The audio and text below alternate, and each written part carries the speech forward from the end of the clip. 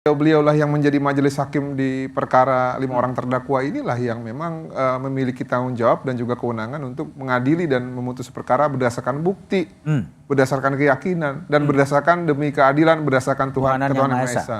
Nah, tadi kalau mengenai intervensi ataupun lobby-lobby, ya, saya pikir memang sulit untuk dibuktikan. Namun yang kelihatan ya, yang baru-baru saja terjadi ini kan sebenarnya ada semacam teror. Untuk hakim ya. Misalnya apa yang video itu? Dalam bentuk video yang antara narasi dalam caption itu jauh berbeda dengan apa yang dibicarakan oleh terduga hakim Wahyu Iman gitu ya. Dan kalau kita lihat angle-nya, itu kan yang mengambil orang terdekat dari terduga Wahyu Iman, yang mulia hakim Wahyu Iman Santoso. Itu bagian dari operasi ya? Nah, makanya saya bilang, saya pernah menulis artikel di Kompas TV, ternyata perpanjangan tangan orang jahat ataupun diduga mafia itu ada di mana-mana. Bahkan circle terdekat penegak hukum dalam hal ini terduga hakim Wahyu Iman Santoso ada gitu loh. Makanya ini membahayakan.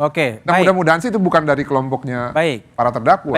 Kalau lihat penjelasan dari Sugeng dan Bung Martin, memang Sambo masih punya kekuatan, masih punya network untuk mencoba memengaruhi baik di panggung depan lewat Bang Rasa Mala, tapi ada panggung-panggung belakang. Gimana agak merespon sinyalemen seperti itu? Ya, sekali lagi Mas Budiman, kalau buat saya sih prinsipnya diskusinya mesti lebih konkret gitu. Jadi susah juga kita kalau statement-statement itu disampaikan secara tersamar gitu ya. Ada gerakan di bawah tanah, di belakang layar, siapa, gerakannya apa, ngapain dia, laporkan gitu loh, supaya itu jadi konkret gitu. Nah, kalau saat ini sendiri kan Pak Sambo ada di dalam tahanan, sudah diberhentikan dari kepolisian, tidak punya status lagi sebagai polisi. Saya nggak tahu lagi bagaimana caranya menjelaskan. Artinya begini, kalau ada pihak-pihak yang memang punya bukti, punya data, punya informasi, ya dibuka saja, langsung saja disebut secara detail, apalagi yang dikhawatirkan. Kalau memang belum didalami, ya dalami dulu, baru kemudian menyampaikan pernyataan. Kan tapi begitu, diungkapkan oleh seorang Menko Polhukam loh itu. Ya bukan cuma Menko Polhukam, Mas Sugeng juga barusan mengungkapkan juga kan dari perspektif Mas Sugeng. Sebelum didalami sudah ditanya, sudah menerima diundang informasi, dulu ke sini. Betul, sudah menerima data, sudah menerima informasi. Kalau memang data dan informasi itu ada dan dirasa cukup valid, dibuka saja, di follow up lebih lanjut, diproses secara hukum. Karena soal ini bisa mengganggu proses hukum yang sedang berjalan di pengadilan, yang kita harapkan dia bisa menghasilkan kualitas hukum, kualitas penegakan hukum, dan kualitas keadilan yang baik. Jangan sampai ini terganggu. Gitu. Baik, kembali ke Bung Miko Ginting. Bung Miko Ginting, jadi salah satu tugas dari Komisi Yudisial kan sebenarnya menjaga agar independensi hakim tidak terganggu, tidak terteror. Lalu gimana upaya konkret proteksi terhadap majelis hakim yang kemudian tadi Bung Martin mengatakan sudah terteror dengan munculnya video gitu, wacana soal safe house. Apa yang akan dikerjakan oleh Komisi Yudisial untuk memproteksi hakim-hakim yang sedang menyidangkan perkara yang memang menjadi perhatian publik? Ya, pertama tadi tentu ada langkah-langkah yang saya katakan langkah pasif ya, Mas Budiman, untuk kita menahan diri untuk tidak memeriksa hakim selagi dia memimpin persidangan. Itu yang pertama. Jadi itu juga bagian dari proteksi terhadap kemandiriannya. Yang kedua, saya kira juga ini satu sisi ya yang perlu kita pikirkan bersama-sama gitu.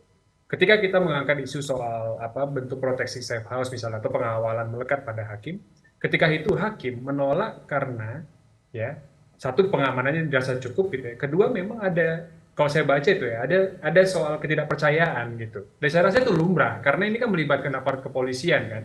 Belum tentu kemudian ada reaksi dari aparat kepolisian yang lain, tapi bahwa kemudian pengawalan itu dilakukan oleh aparat kepolisian terhadap hakim, nah itu menjadi polemik nih karena bagi hakimnya sendiri apakah nyaman gitu misalnya kalau kita mengusulkan pengawalan melekat dari pihak kepolisian gitu, apakah justru hakim ini tidak percaya dan tidak independen pada akhirnya gitu kan.